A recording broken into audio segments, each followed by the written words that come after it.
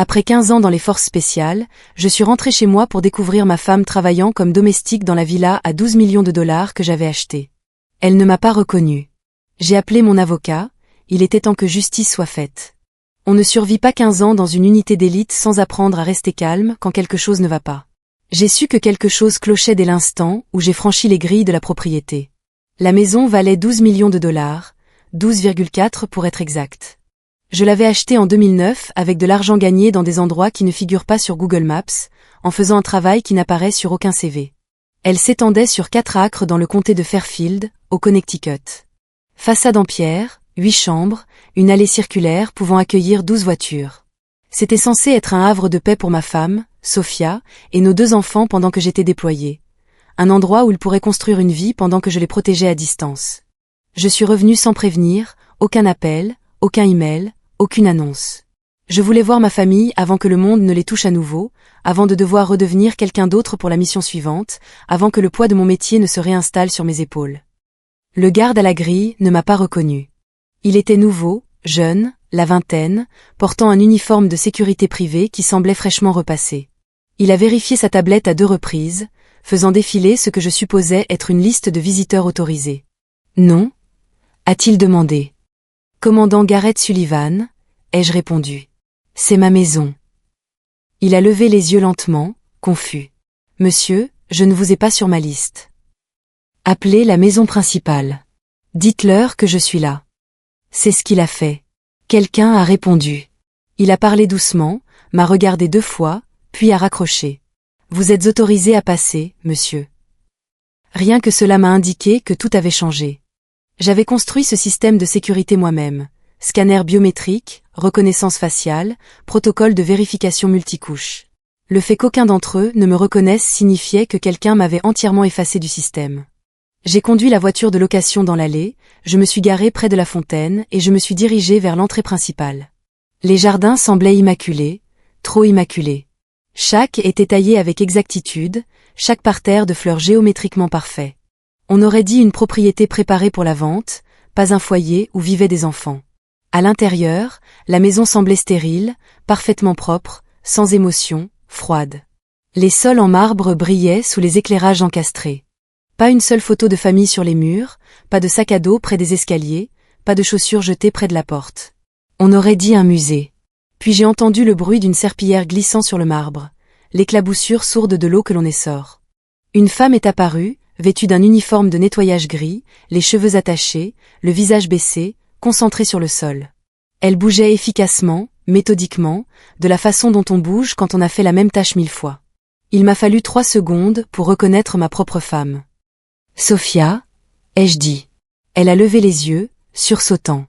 Ses yeux se sont agrandis mais sont restés vides. Pas le vide de quelqu'un qui s'en fiche, mais le vide de quelqu'un qui a appris à ne plus réagir.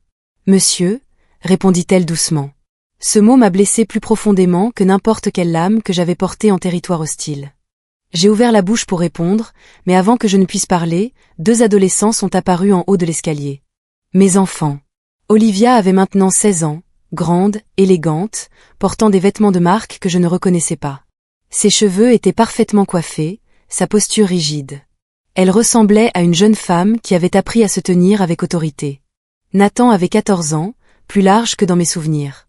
Son visage avait perdu sa douceur. Il portait des baskets coûteuses et tenait un téléphone dans une main, levant à peine les yeux en descendant les escaliers. Il regardait Sophia comme on regarde du personnel de maison, présente mais hors de propos, nécessaire mais invisible. « Papa », dit Olivia brusquement, comme si j'avais enfreint une règle en rentrant sans prévenir. Nathan ne m'a même pas regardé, ses yeux restaient fixés sur son téléphone. « Elle travaille », marmonna-t-il. « Elle n'est pas censée parler aux invités. » Sophia a immédiatement baissé les yeux. Ses épaules se sont voûtées, elle s'est faite toute petite. À ce moment-là, la colère n'est pas montée, c'est la compréhension qui est venue. Je suis passée devant mes enfants sans un mot, je suis entrée dans le bureau au rez-de-chaussée, j'ai fermé la porte et j'ai sorti mon téléphone. J'ai passé un appel. « Richard », ai-je dit à mon avocat. Ma voix était calme, maîtrisée. Je suis dans ma maison. Ma femme ne me reconnaît pas comme son mari. Mes enfants la traitent comme si elle n'existait pas. Il est temps. Richard Holloway était mon avocat depuis 12 ans. Ancien avocat du JAG, justice militaire, âgé de 48 ans, il pratiquait le droit de la famille et des successions à Manhattan. Il avait géré mon testament, mes acquisitions immobilières, mes documents de déploiement. Il savait exactement ce que je voulais dire quand j'ai dit qu'il était temps. Il n'a pas demandé ce qui s'était passé. Il a seulement dit, je vais lancer la procédure. N'affronte personne pour l'instant. Documente tout. J'ai passé les 2 heures suivantes à observer. Sophia se déplaçait dans la maison comme un fantôme. Elle a nettoyé la cuisine, elle a organisé le garde-manger, elle a plié le linge dans la buanderie avec une précision mécanique. À un moment donné, Olivia est passée devant elle et a jeté une serviette mouillée par terre sans regarder. « Ramasse ça », a dit Olivia. Sophia s'est exécutée sans hésiter, sans protester. Nathan est entré dans la cuisine et a ouvert le réfrigérateur. « Où est l'eau pétillante importée ?» a-t-il demandé à personne en particulier. « Je vais la chercher, monsieur », a dit Sophia doucement. « Monsieur ». Mon fils de 14 ans se faisait appeler « monsieur » par sa propre mère. J'ai vu ma mère arriver vers 15 heures. Elle conduisait un SUV Mercedes noir et s'est garée comme si l'endroit lui appartenait, ce que, techniquement, je commençais à réaliser. Eleanor Sullivan, 64 ans, ancienne avocate d'affaires, était le genre de femme qui portait des perles au petit déjeuner et traitait chaque conversation comme une négociation. Elle avait toujours été autoritaire, croyant toujours qu'elle savait mieux que tout le monde, mais je n'aurais jamais pensé qu'elle ferait ça. Elle est entrée dans la maison avec des sacs de shopping de luxe et n'a pas accordé le moindre regard à Sophia. « Gareth », dit-elle en m'apercevant. « Freud. Measury. Tu n'as pas mentionné que tu venais. » Je ne savais pas que j'avais besoin d'une permission pour entrer dans ma propre maison. Elle a souri, ce sourire poli et vide qu'elle avait perfectionné au fil des décennies. « Bien sûr que non. Je suis juste surprise. Tu coordonnes tes visites d'habitude. Où est Sophia ? » Qui ? Ma femme. Ma mère a jeté un coup d'œil vers la cuisine où Sophia préparait le café.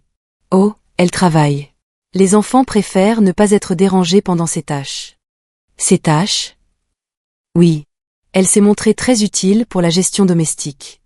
J.I. senti mamma quarse crisper. Nous devons parler en privé. Bien sûr. Nous sommes entrés dans le bureau. J'ai fermé la porte. Que as-tu fait ? Ai-je demandé. Ma mère s'est assise dans le fauteuil en cuir derrière le bureau, mon bureau, et a croisé les jambes. J'ai géré une situation difficile pendant ton absence. Quelqu'un devait le faire. Sophia avait du mal. Les enfants avaient besoin de stabilité. Je suis intervenue. En faisant quoi, exactement ? En m'assurant que la maison soit bien tenue. En protégeant l'héritage des enfants. En m'assurant qu'elle comprenne ses responsabilités. Ses responsabilités en tant que quoi ? En tant que personne qui doit gagner sa place ici. Les mots restèrent suspendus dans l'air comme de la fumée. C'est sa maison, ai-je dit calmement. Cette maison est détenue par un trust familial. Le fiduciaire prend les décisions en ton absence. Ce fiduciaire, c'est moi. C'était donc ça. J'avais mis en place le trust des années auparavant comme mesure de protection au cas où il m'arriverait quelque chose à l'étranger, au cas où je ne reviendrais pas. Le fiduciaire était censé s'assurer que Sophia et les enfants soient soignés, pas contrôlés, pas effacés. Je veux parler à Sophia, ai-je dit. Seule. Elle travaille en ce moment. J'ai trouvé Sophia dans la buanderie, pliant des serviettes avec cette précision qui vient de la peur de mal faire. Sophia, ai-je dit doucement. Elle a levé les yeux, puis a regardé vers une caméra montée dans le coin près du plafond. J'ai des tâches à terminer, a-t-elle dit. Je suis ton mari. Ses mains ont cessé de bouger. Ses yeux se sont remplis de quelque chose que je n'arrivais pas tout à fait à lire. Confusion, peur, un espoir enfoui si profondément qu'il était presque invisible. S'il te plaît, ai-je dit. Parle-moi. Elle a hésité, puis a acquiescé. Nous sommes sortis dans le jardin, loin des caméras, loin de la maison. C'est là qu'elle a fini par craquer. Ils m'ont dit que tu étais parti, murmura-t-elle. Que tu ne reviendrais pas. Ta mère a dit que la mission avait mal tourné. Que tu n'avais pas survécu. Mon cœur s'est serré. Elle a dit qu'elle protégerait les enfants si je coopérais, a continué Sophia. Si je signais certains documents, si j'acceptais certaines conditions. Quelles conditions ?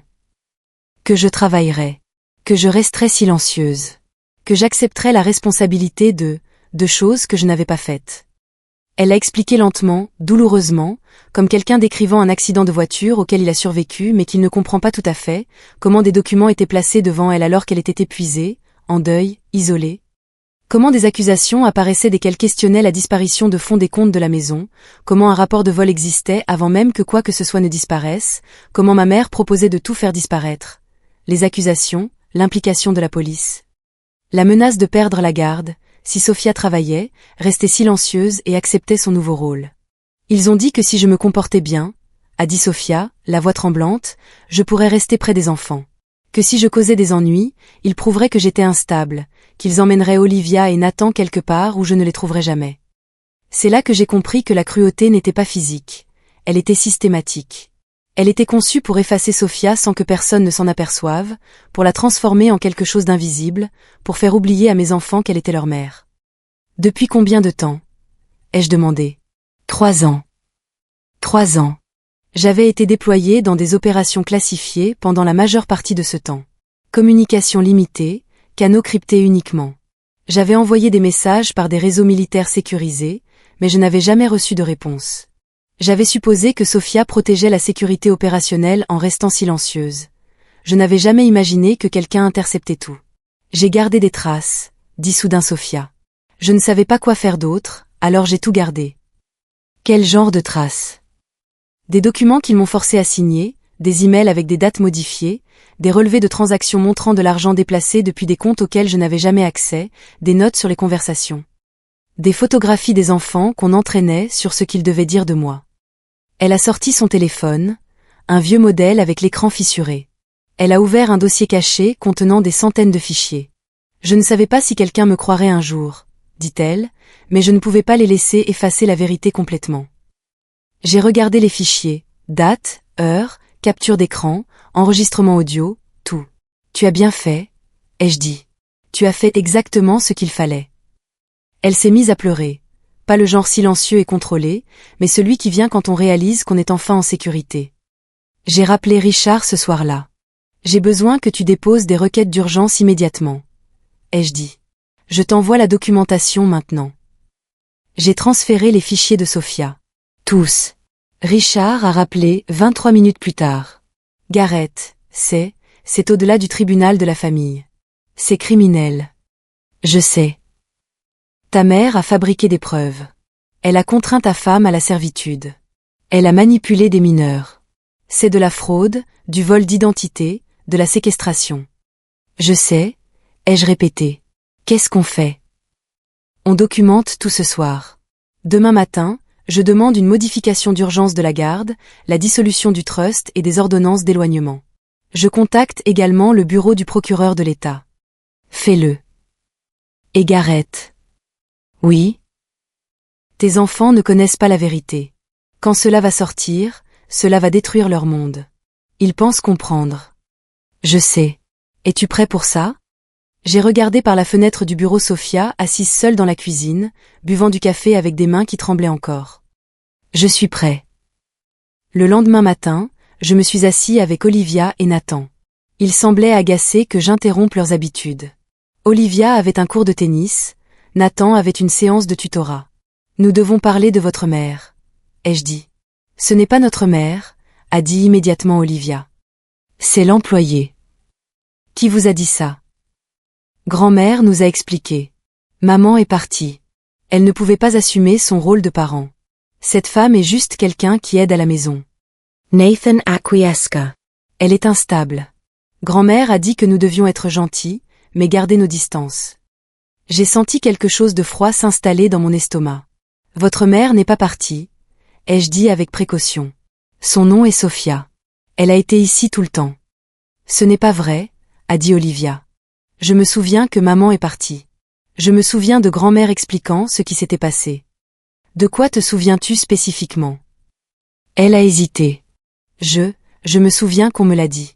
Grand-mère nous a montré des documents, des preuves que Sophia avait été embauchée pour aider et qu'elle avait ensuite essayé de nous voler. As-tu vu ce qu'elle a volé? L'assurance d'Olivia a vacillé. Non, mais grand-mère a dit. Qu'est-ce que grand-mère vous a montré? Silence. Nathan s'agita, mal à l'aise. Des papiers. Des trucs à l'air officiel. Les as-tu lus? J'avais 11 ans. J'ai sorti mon téléphone et je leur ai montré une photo. Sophia tenant Olivia nouveau-né, le timbre dateur bien visible dans le coin. C'est votre mère? Ai-je dit. Sophia Rodriguez Sullivan.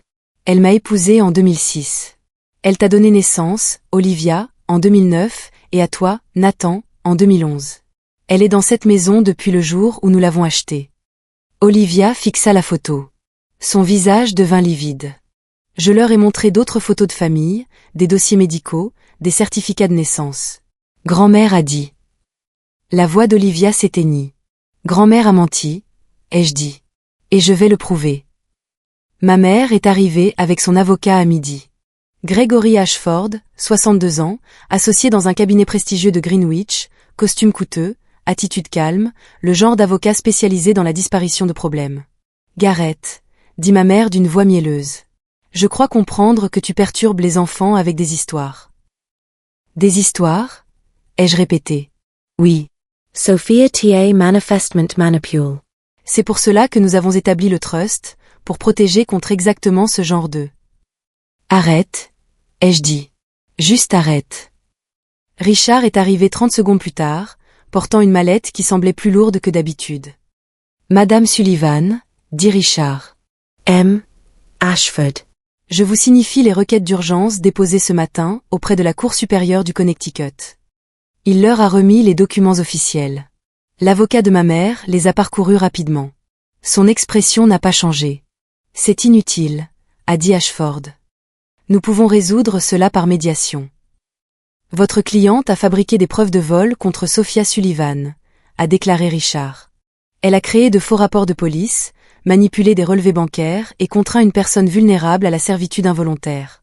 Nous avons de la documentation authentifiée et vérifiée par métadonnées, a continué Richard. Y compris des emails du compte personnel de Madame Eleanor Sullivan discutant de la création de fausses accusations de vol avant même tout prétendu crime. Le visage de ma mère se figea. La mâchoire d'Ashford se crispa. C'est impossible. C'est dans le dossier, a dit Richard, ainsi que des enregistrements de conversations où Madame Sullivan donnait des instructions aux autres sur ce qu'ils devaient dire aux enfants au sujet de leur mère. Et des relevés financiers montrant le détournement systématique des fonds du foyer vers des comptes qu'elle contrôlait. Où avez-vous eu? Madame Sophia Sullivan a tenu des registres exhaustifs pendant 3 ans, a déclaré Richard. Chaque document que vous l'avez forcé à signer, chaque conversation que vous avez eue à portée d'oreille, chaque instruction que vous avez donnée alors que vous la croyiez trop brisée pour se défendre. La pièce tomba dans le silence. De plus, a continué Richard, j'ai contacté le bureau du procureur de l'État du Connecticut. Ils examinent les documents en vue de potentielles poursuites criminelles. Ma mère finit par parler. C'est absurde. Je protégeais mes petits-enfants. Vous avez effacé leur mère et l'avez réduite en esclavage dans sa propre maison, a dit froidement Richard. Il n'y a aucune protection là-dedans. Ashford s'est levé. Nous contesterons chaque allégation. Vous pouvez essayer, a répondu Richard. L'audience d'urgence a lieu demain matin à 9h, sous la présidence de la juge Patricia Montalvo. Elle a examiné les preuves préliminaires et a accordé des ordonnances d'éloignement temporaire avec effet immédiat. Il a tendu d'autres papiers. Madame Eleanor Sullivan, vous avez interdiction d'entrer en contact avec Olivia et Nathan Sullivan. Vous avez interdiction d'accéder à la propriété du 47 Riverside Drive. Vous avez interdiction d'accéder à tout compte lié au trust familial. Toute violation entraînera une arrestation immédiate. Les mains de ma mère tremblaient en tenant les papiers. C'est ma famille, murmura-t-elle. Non, ai-je dit, c'est la mienne, et tu as essayé de la détruire. L'audience d'urgence a eu lieu le lendemain matin au tribunal supérieur de Stanford. La juge Patricia Montalvo avait 56 ans, 22 ans de carrière, connue pour trancher dans le vif et se concentrer sur les faits. Elle était assise derrière son bureau de juge, examinant un dossier qui avait atteint près de 300 pages en une nuit. L'avocat de ma mère a soutenu que Sophia m'avait manipulé, que j'avais été absent trop longtemps pour comprendre la dynamique du foyer et que le trust fonctionnait exactement comme prévu. Puis Richard a présenté les preuves. Pièce A. Un email de ma mère à son assistante personnelle daté du 17 avril, 3 ans plus tôt. Projet de rapport de police pour vol. Le montant doit être assez important pour justifier des inquiétudes sur la garde, mais pas assez pour nécessiter des poursuites formelles. Nous avons besoin d'un levier, pas de charge. La date était antérieure de 5 jours à toute disparition prétendue. La juge Montalvo a levé les yeux lentement. Monsieur Ashford, votre cliente a rédigé une accusation de vol avant le crime présumé. Ashford a remué ses papiers. C'est sorti de son contexte. Quel contexte justifie la rédaction préalable d'un rapport de police? Silence. Pièce B. Des relevés bancaires montrant des transferts systématiques des comptes du foyer vers une LLC contrôlée par ma mère. 68 transferts sur 30 mois, pour un total de 487 000 $. Madame Sullivan, a dit la juge Montalvo, pouvez-vous expliquer ces transactions? Frais de gestion immobilière, a répondu ma mère. Rémunération pour mon temps. L'accord du trust stipule l'absence de frais de gestion, a déclaré Richard. Et aucun de ces transferts n'a été divulgué aux bénéficiaires ou aux cofiduciaires. Pièce C. Des enregistrements. Richard a diffusé l'audio de ma mère préparant Olivia et Nathan sur ce qu'ils devaient dire au sujet de Sophia, leur apprenant à l'appeler l'employé, expliquant que leur vraie mère les avait abandonnés. Vous devez comprendre, les enfants, qu'elle a choisi de partir. Elle n'était pas assez forte pour être une mère. C'est triste, mais certaines personnes n'en sont tout simplement pas capables. La voix d'Olivia, plus jeune, confuse, mais elle est toujours là. Non, ma chérie, c'est juste quelqu'un qui travaille pour nous maintenant. Elle lui ressemble, mais ce n'est pas la même personne. Ta vraie mère est partie. La salle d'audience tomba dans le silence. La juge Montalvo ferma son dossier. Monsieur Ashford, j'ai vu beaucoup de choses au tribunal de la famille. Des conflits de garde, des désaccords financiers, de la confusion réelle sur ce qui est le mieux pour les enfants. Ce n'est pas le cas ici. Elle se tourna vers ma mère. Madame Sullivan. Vous avez fabriqué des accusations criminelles pour obtenir un levier sur votre belle-fille. Vous avez systématiquement volé sur des comptes détenus en trust pour vos petits-enfants. Vous avez manipulé ces petits-enfants pour qu'ils rejettent leur mère par une maltraitance psychologique calculée. Ma mère a ouvert la bouche, rien n'est sorti. Vous avez créé une documentation conçue pour faire paraître Sophia Sullivan incompétente et dangereuse. Vous l'avez contrainte à la servitude par des menaces de lui retirer ses enfants. Vous avez effacé son identité dans sa propre maison. La juge Montalvo s'est penchée en avant. Ce n'est pas de la tutelle. C'est du vol déguisé en sollicitude. C'est de la maltraitance déguisée en protection. Elle s'est tournée vers le greffier. Les ordonnances de protection sont prolongées indéfiniment. Le trust familial est dissous avec effet immédiat. Tous les actifs reviennent au commandant Garrett Sullivan et à Sophia Sullivan en tant que copropriétaires. Madame Eleanor Sullivan a interdiction de contacter les enfants mineurs en attendant l'enquête criminelle. Tous les fonds transférés seront gelés et feront l'objet d'un recouvrement civil. Ma mère restait debout, tremblante. Votre honneur, je vous en prie. De plus, a continué la juge Montalvo, je renvoie cette affaire au procureur de l'État pour l'examen de chefs d'accusation potentiels, notamment fraude, vol, fausse dénonciation, vol d'identité et interférence dans la garde d'enfants. Elle a regardé Sophia, qui était assise calmement à mes côtés. Madame Sullivan, vous êtes libre de retourner dans votre foyer avec toute votre autorité. Vos enfants recevront une thérapie familiale pour traiter la manipulation qu'ils ont subie, et je suis profondément désolée pour ce que vous avez enduré. Sophia hocha la tête, les larmes coulant sur son visage. La juge Montalvo se tourna de nouveau vers ma mère. Vous aviez tous les avantages, éducation, ressources, connaissances juridiques. Et vous avez utilisé tout cela pour torturer quelqu'un qui ne pouvait pas se défendre. Ce n'est pas de la famille. C'est de la prédation. L'audience est levée. À la sortie du tribunal, Olivia se tenait près de la voiture, regardant Sophia comme si elle voyait un fantôme. « Maman ?» demanda-t-elle doucement. Sa voix était petite, incertaine. Sophia hocha la tête. « Oui, ma chérie. C'est moi. Je n'ai pas, ils nous ont dit. »« Je sais, » dit Sophia. « Ce n'est pas ta faute. » Nathan suivit une seconde plus tard, plus lent, le visage rouge de honte. « Je t'ai appelé l'employé, » murmura-t-il. « Je t'ai traité comme si tu étais. »« On vous a raconté des mensonges, Nathan, » dit Sophia doucement. « Par quelqu'un en qui vous aviez confiance. Ce n'est pas de votre faute. Mais j'aurais dû savoir. »« Tu étais un enfant, » dit Sophia. « Et je n'ai jamais cessé de vous aimer. Pas une seule seconde. » Olivia s'effondra dans les bras de Sophia, en sanglotant. Nathan les rejoignit un instant plus tard. J'ai reculé pour leur laisser de l'espace. Ma mère est apparue à l'entrée du tribunal avec son avocat. Elle semblait plus petite, diminuée. Elle s'est avancée vers moi, s'est penchée et a murmuré « Ce n'est pas fini ».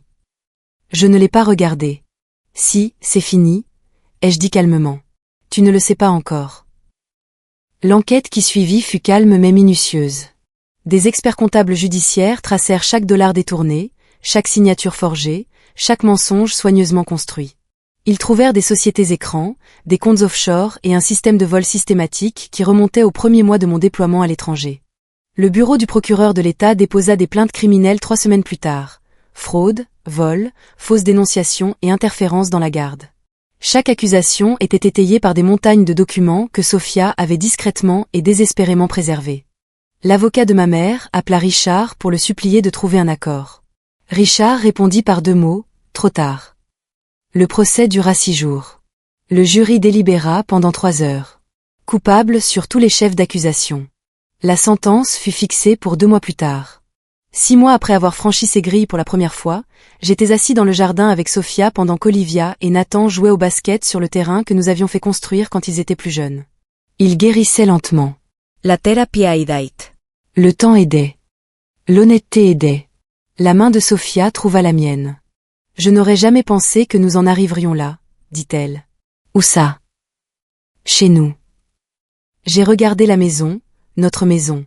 Enfin à nous, de nouveau. Elle a failli gagner, dit Sophia doucement. Failli? Ça ne compte pas. Qu'est-ce qui t'a fait réaliser quand tu es entré pour la première fois? J'y ai réfléchi. Tu m'as appelé ce monsieur, et j'ai su que ce mot n'avait pas sa place dans ta bouche. Elle sourit, triste, mais sincère. Qu'est-ce qui va lui arriver? Demanda Sophia. Elle va en prison. Probablement en sécurité minimale. 3 à 5 ans si la juge est clémente. Et après, elle essaiera de se reconstruire. Elle dira aux gens qu'elle a été mal comprise. Elle trouvera quelqu'un à blâmer. Toi? Probablement. Sophia resta silencieuse un instant. Est-ce que ça te dérange? J'ai regardé Olivia marquer un panier à 3 points. J'ai regardé Nathan rire. Je les ai regardés redevenir des enfants. Non, ai-je dit, parce que la plus grande des vengeances n'est pas de faire souffrir quelqu'un comme il t'a fait souffrir. C'est quoi alors? Devenir quelqu'un qui n'a plus besoin des gens qui ont eu autrefois du pouvoir sur toi. Sophia me serra la main. Nous sommes libres, dit-elle. Et pour la première fois en 3 ans, elle avait raison. L'enquête qui suivit fut calme mais minutieuse. Des experts comptables judiciaires tracèrent chaque dollar détourné, chaque signature forgée, chaque mensonge soigneusement construit. Et quand l'avocat de ma mère appela 3 semaines plus tard, suppliant pour un accord, Richard répondit par 2 mots qui mirent fin à 15 ans de contrôle en un seul souffle. Trop tard.